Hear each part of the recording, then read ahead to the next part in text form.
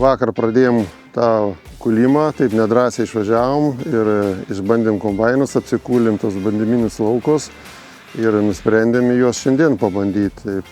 Vakar irgi pradėjom kulti, buvo 12 drėgnumo, o baigėm 8.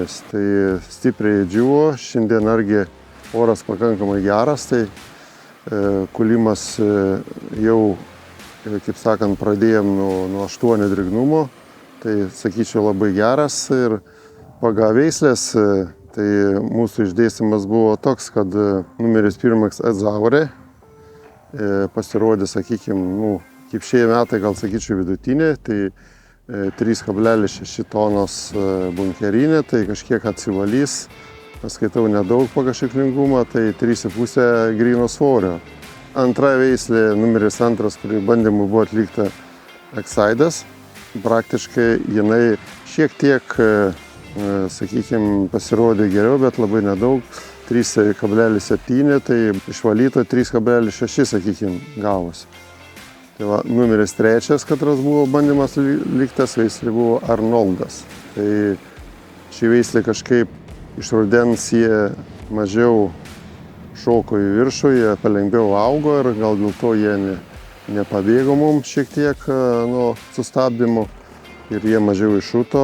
Tai šita veislė buvo kombaininė 4,15, o, sakykime, taip jau grynas tai grubiai 4 tonos. Tai aš skaitau, kaip šiemet rezultatas yra pakankamai geras, aišku, nes pas mum yra dar problema, kad mes kažkada nesilaikėm sėjomainos ir dabar tą atsiliepia. Tai dabar vis kiekvienais metais mes grįžtam, kas 5 metai žadam sėti rapsą.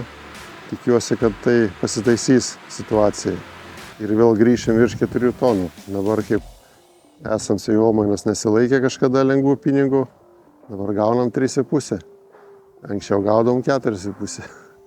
Tai panašiai toną mažiau. Tai, kaip sakoma, geriau mažiau rapsų turėti, bet prikulti daugiau. O daugiau rezultatai oras džiugina. Dabar mėgysim dar toliau kulti kitas, turim bandyminių, bet čia jau atskirai bus.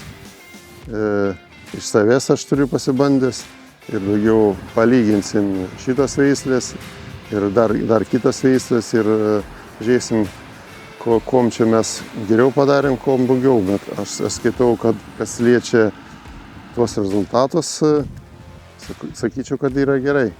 Nes tikrai buvo išretėję, buvom biškiai įsigandę kartu su vadybininkė, o aš jau tikėjausi apie 3, bet 3,5, sakyčiau, puikiai.